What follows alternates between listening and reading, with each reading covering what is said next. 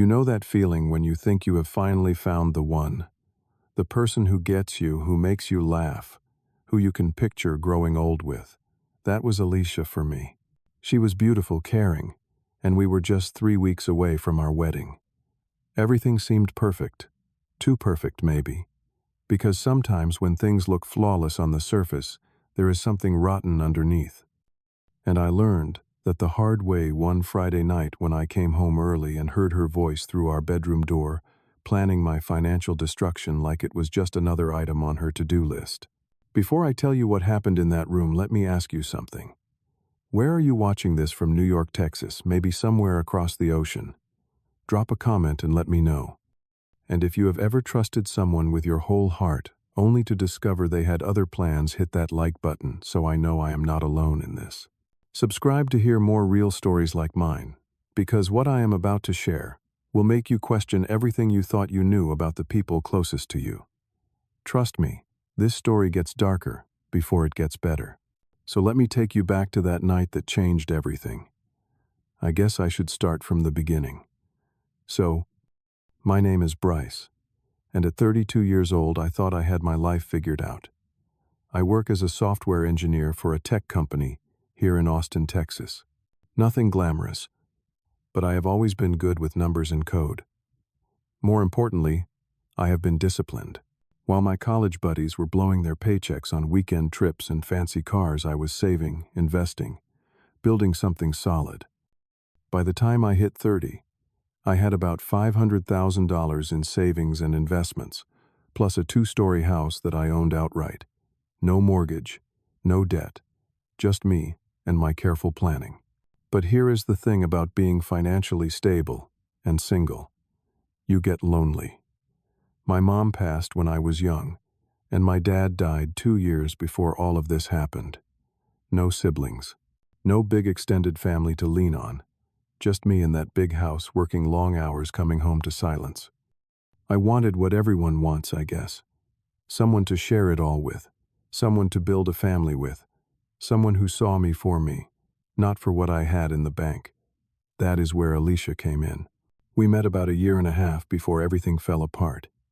It was at this little coffee shop I used to go to every Saturday morning. She accidentally spilled coffee on my laptop.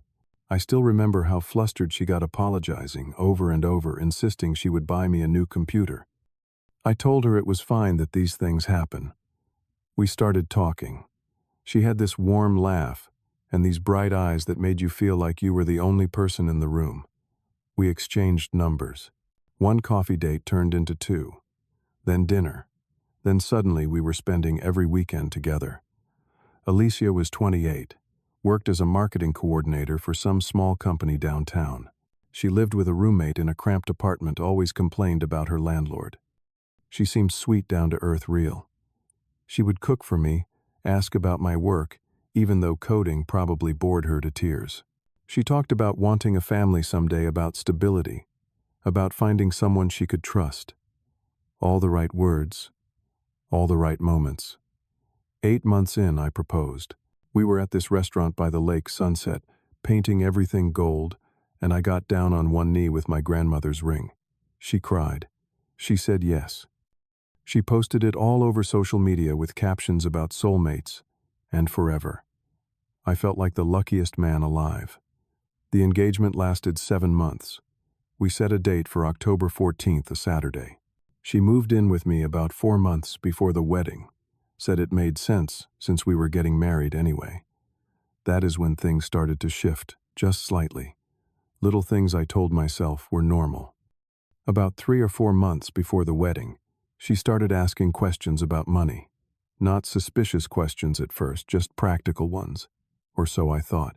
She would say things like, "Honey, how much exactly do you have saved up?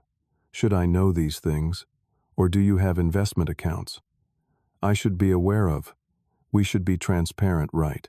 And the big one, should we do a prenup? Or is that unnecessary? I mean, we are going to be together forever anyway." I thought she was just being responsible, open. I told her everything. The savings account, the stock portfolio, the retirement fund, the house value. She would nod, smile. kiss my cheek, and tell me how responsible I was, how lucky she was. I ate it up. Then about 2 months before the wedding, she got glued to her phone. I would walk into a room, and she would quickly lock the screen. She started texting constantly, always with her back turned or in another room. When I asked who she was talking to, she would give vague answers. Just my cousin Sarah. Work stuff so boring. The bridesmaid's wedding planning, you know how it is. She changed her phone password too. Before she never had one. Now suddenly she did, and when I joked about it, she got defensive. Everyone needs privacy, Bryce. Do not be controlling. That stung. I did not want to be that guy, so I backed off. The last month before the wedding was the worst. She became distant. Cold even. She would come home late claiming she was meeting with the wedding planner or having drinks with her bridesmaids. But there was something off about the way she said it. She stopped being affectionate, stopped asking about my day. When I would reach for her hand, she would pull away, saying she was tired or stressed. I kept telling myself it was wedding jitters. Everyone says planning a wedding is stressful, right? My best friend Devin noticed too. We have been tight since college, and he has always been protective of me.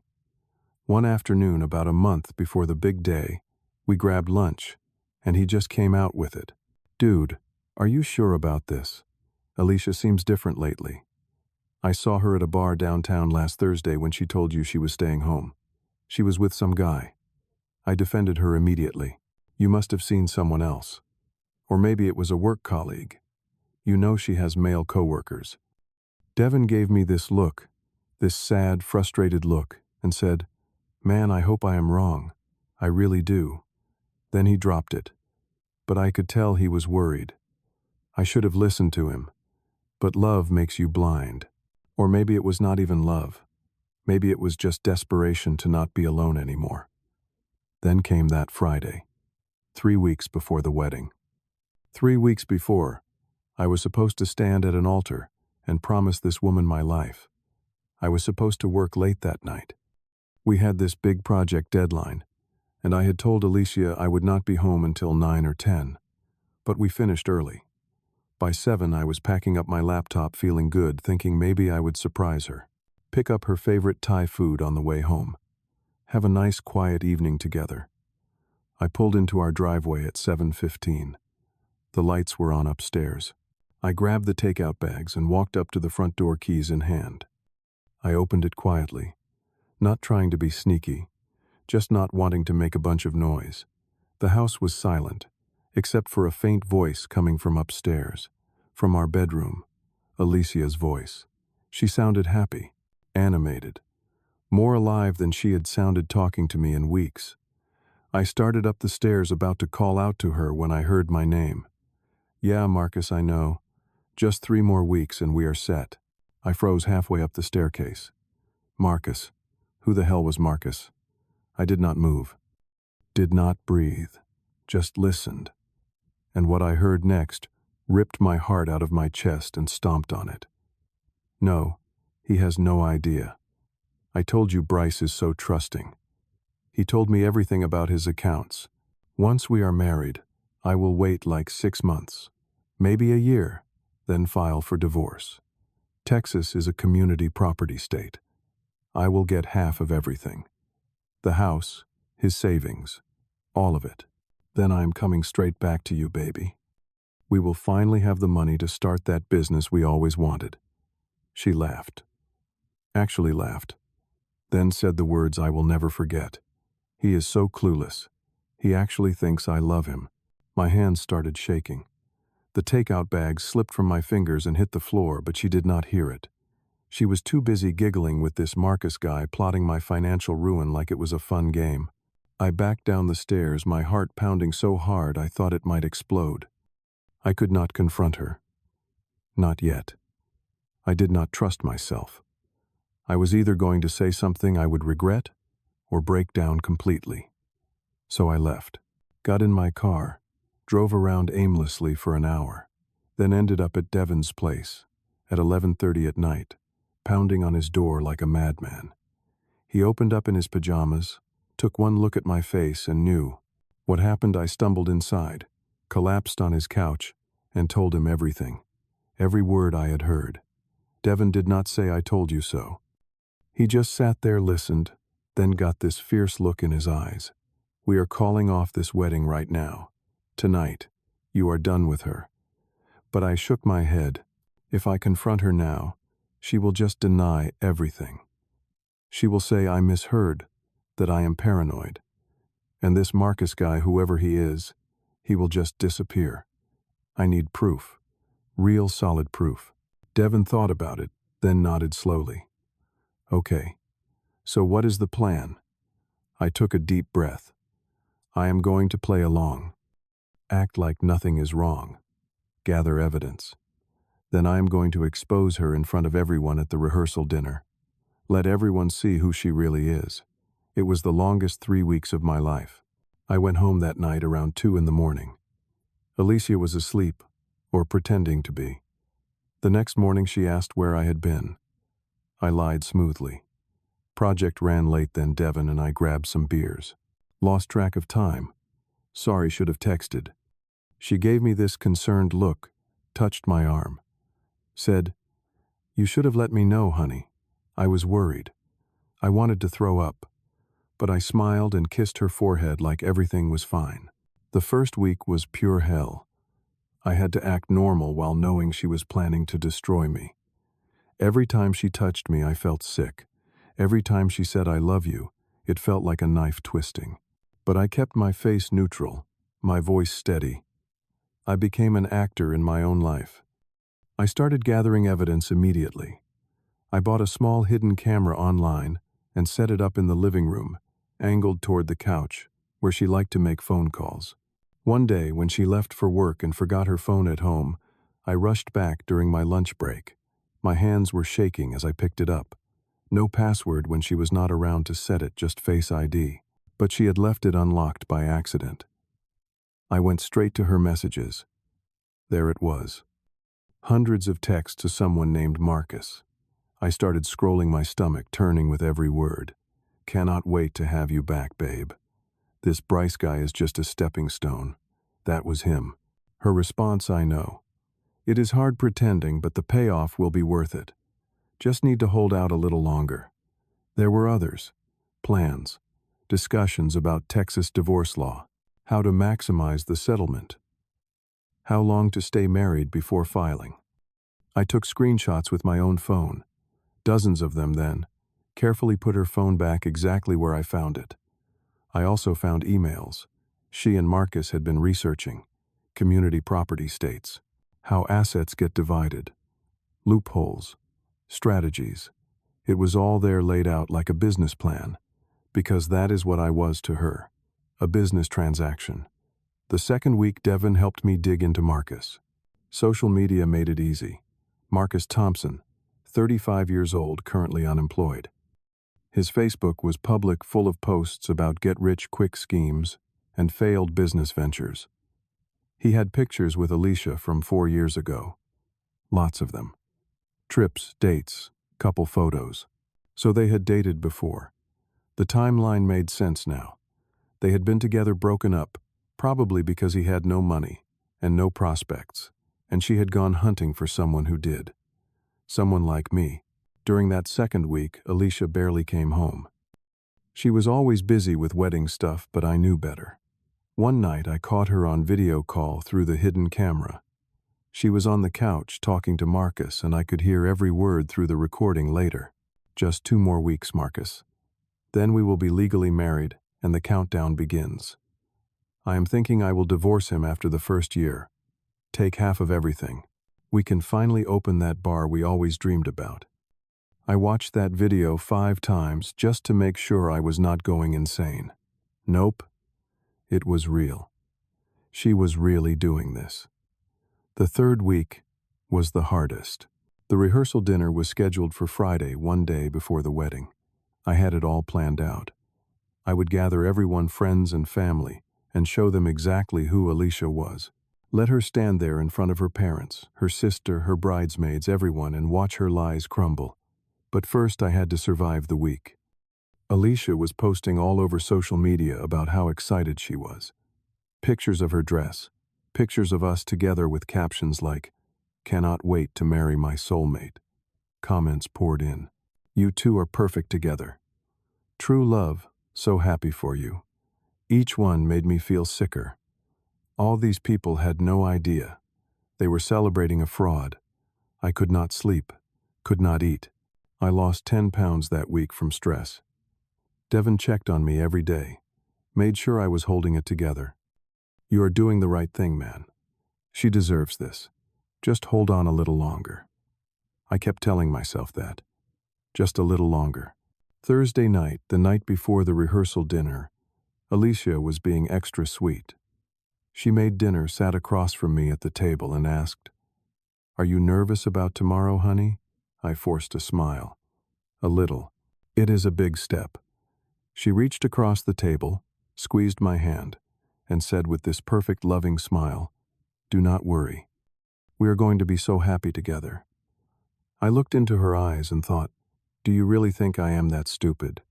Do you really think I do not know? But I just smiled back and said I cannot wait. Friday came. The rehearsal dinner was at this upscale restaurant downtown. We had rented out a private room. About 50 people were invited. Alicia's parents, her younger sister Emma, her bridesmaids, my groomsmen, Devon extended family, close friends. Everyone dressed up, smiling, toasting, celebrating the happy couple. Alicia looked stunning, in an elegant white dress. She was glowing, playing her role perfectly. I had my laptop in my car.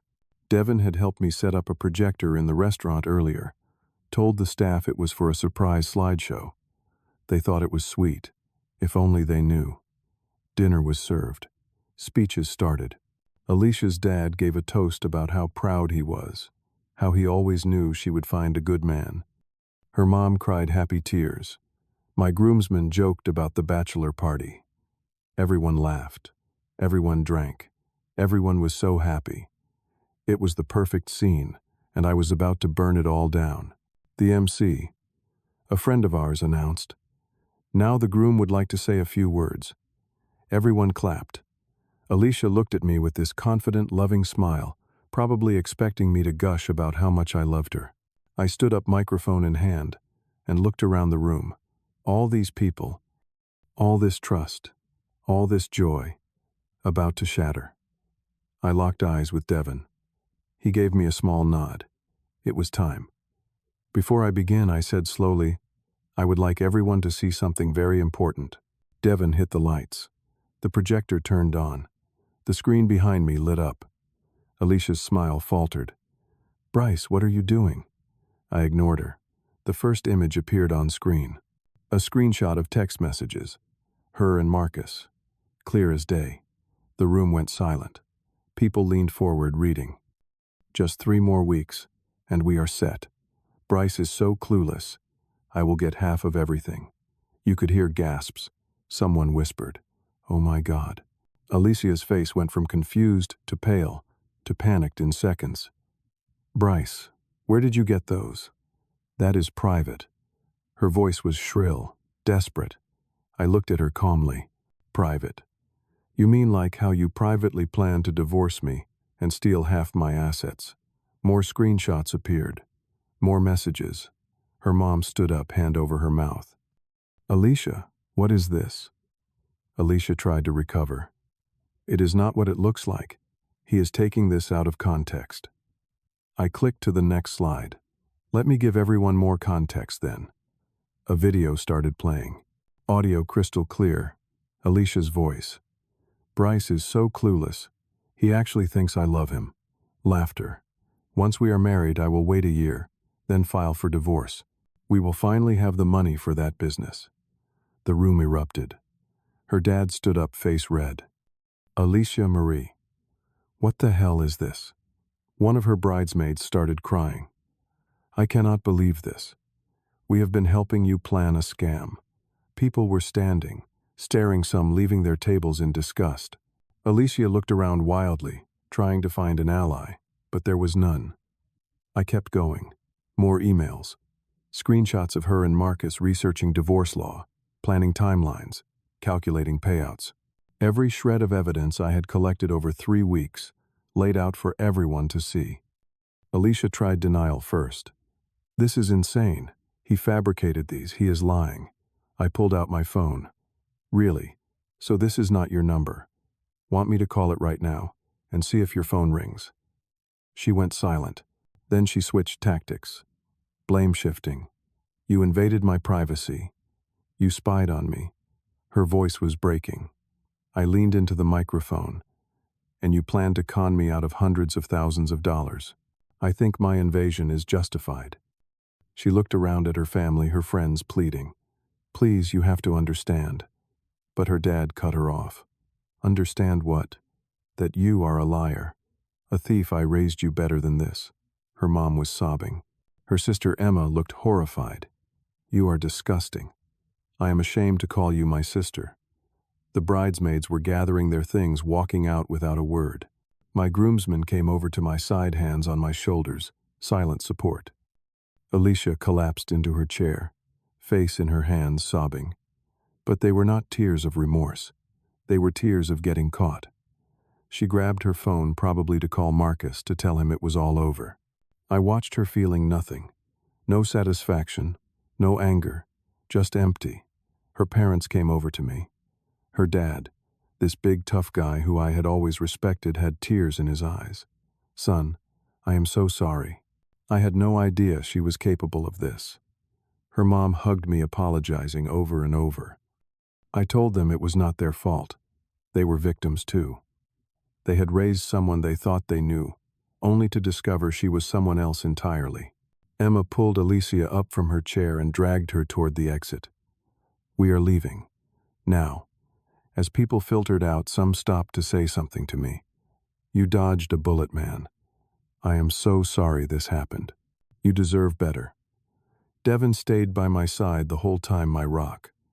When the room was almost empty, Alicia came back. Her makeup was ruined, eyes red, but the sadness was gone. Now she just looked angry, furious even. "You ruined everything." She screamed at me. "You had no right." I stared at her. "I had no right. You were going to ruin my life." She stepped closer, venom in her voice.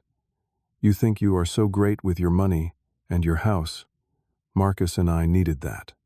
There it was. The truth, raw and ugly. "So you admit it," I said quietly. "You never loved me. I was just a paycheck." She laughed bitterly. "Wake up, Bryce. Nobody wants a boring software engineer. I did you a favor by staying this long." Those words should have hurt, but they did not, because I finally saw her clearly. Not the woman I thought I loved, just a con artist who was mad her con did not work. I reached into my pocket and pulled out the engagement ring I had taken off her finger weeks ago when she was not looking. "You know what, Alicia? You did. Do me a favor. You showed me exactly who you are before I made the biggest mistake of my life." I tossed the ring onto the table. "Keep it. Consider it payment for the lesson." Then I walked out with Devin, leaving her standing there alone. The week after the rehearsal dinner was strange. Alicia tried to contact me constantly. Dozens of calls, hundreds of texts. At first they were apologies.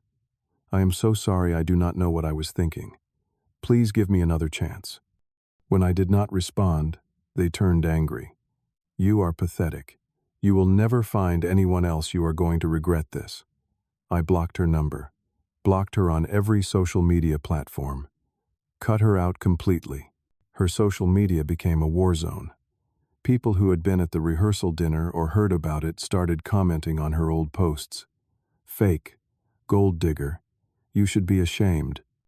She tried defending herself at first, posting vague things about being misunderstood, about how there are two sides to every story. But the comments kept coming. Eventually, she deactivated everything, just disappeared online. I heard through mutual friends that Marcus blocked her too. Turns out when the money scheme fell apart, he wanted nothing to do with her. She lost both of us, if you can even call what we had having someone. She also ended up quitting her job a few weeks later. The story had spread somehow, probably through friends of friends, and she could not handle the whispers and stares anymore. As for the wedding, I had to cancel everything. Lost some deposit money, but honestly, it was the best money I ever spent. I sent back all the wedding gifts with notes, apologizing to the guests, and thanking them for their understanding. Most people were incredibly kind. Some even sent me messages of support. But the hardest part was not dealing with the logistics or the gossip. It was dealing with myself. I took a week off work, just stayed home, tried to process everything. Some days I was angry, furious at her, at Marcus, at myself, for not seeing it sooner. Other days I just felt sad, not because I missed her, but because I mourned the relationship I thought we had, the future I thought we were building. It had all been fake, a performance, and I had been the only one who did not know it was a show. Devin was there every day, bringing food, watching movies, just sitting with me when I did not want to talk. One afternoon, about a week after everything imploded, he said something that stuck with me. "You are a good person, Bryce. You trusted her because that is who you are. That is not a weakness. She is the one with the problem, not you." I wanted to believe him, but it was hard. I kept replaying moments from our relationship, looking for clues I had missed. They were there. I just had not wanted to see them. Devin suggested I talk to a therapist. I resisted at first. I am not really the therapy type, or at least, I did not think I was. But I was not handling things well. Not sleeping, not eating right, replaying that night over and over in my head. So I found someone, a counselor, who specialized in betrayal trauma. It felt weird at first, sitting in an office talking about my feelings to a stranger. But it helped. She told me something that started to shift my perspective. You did not fall in love with a real person. You fell in love with a character she was playing. The real Alicia, the one who was capable of that betrayal. You never actually knew her. So you are not grieving a real relationship. You are grieving an illusion. That hit hard. But it was true. The first month was about acceptance. Accepting that the relationship had never been real.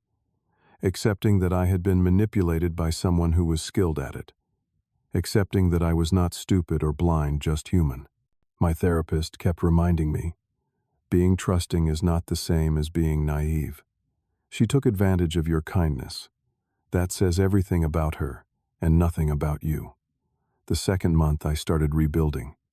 I threw myself into work and got a promotion I had been overlooking because I was too focused on wedding planning. I started new hobbies. Joined a rock climbing gym, something I had always wanted to try, but Alicia said was too dangerous. At the gym I met a guy named Jake. He was 42, divorced.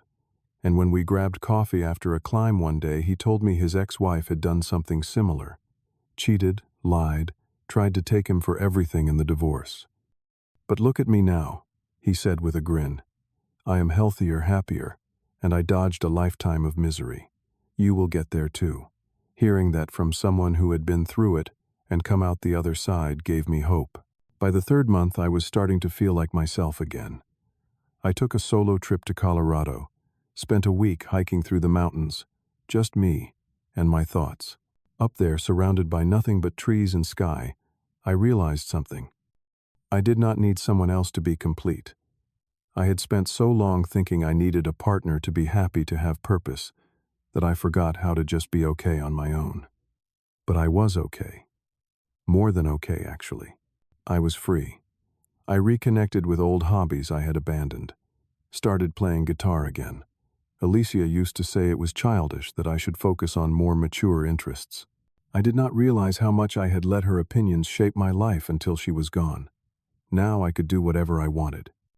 Be whoever I wanted. It was liberating. I also started spending more time with Devin and his family. His wife would invite me over for dinner, and I would play with their kids, feel the warmth of a real loving family. It reminded me what healthy relationships looked like. Trust, respect, honesty. Things I thought I had with Alicia, but never actually did. By the 6th month, I was genuinely okay. I did not think about Alicia much anymore. When I did, it was not with anger or pain, just indifference. She was a chapter of my life that was over.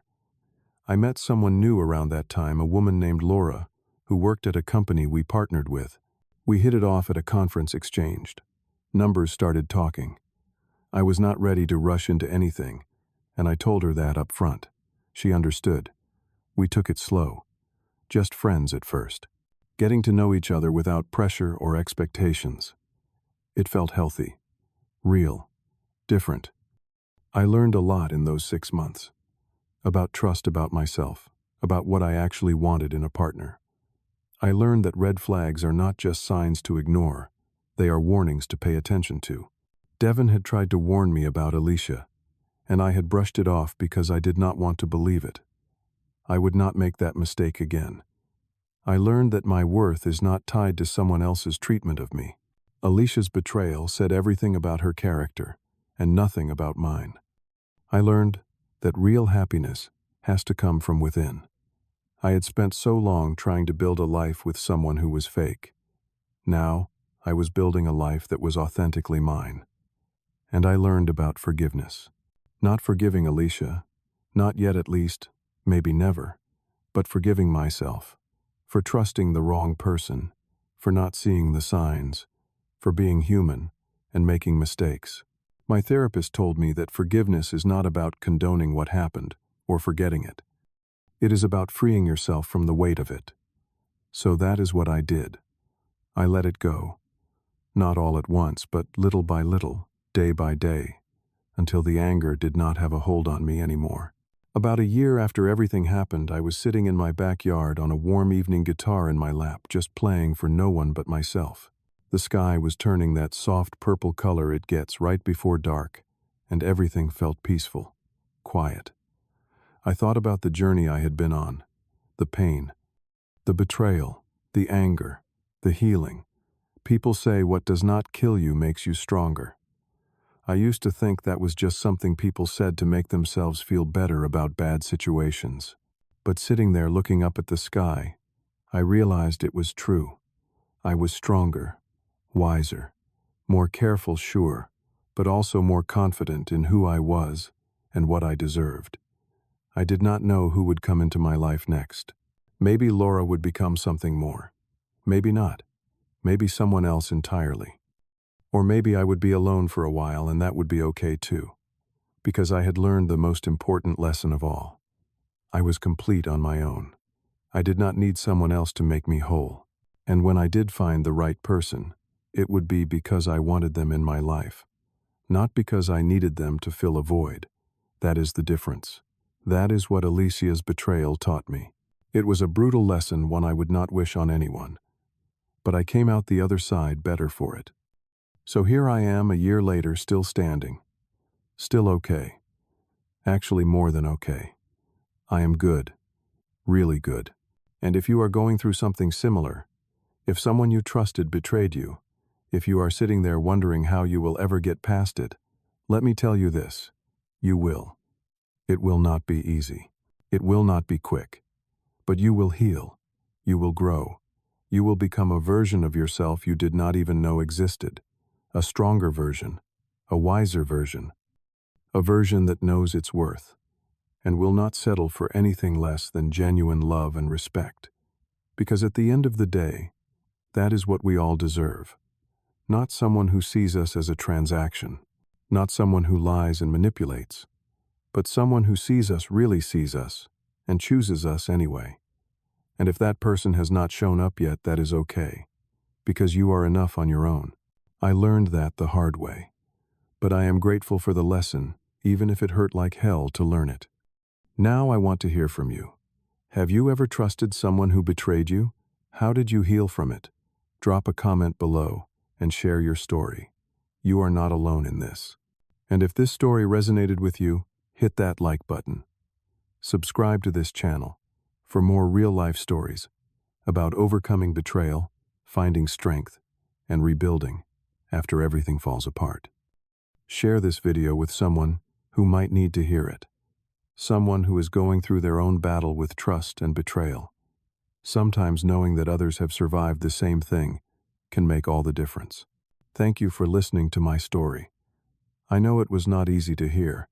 It definitely was not easy to live through. But I hope it helps someone out there who is struggling right now. Remember, you are stronger than you think.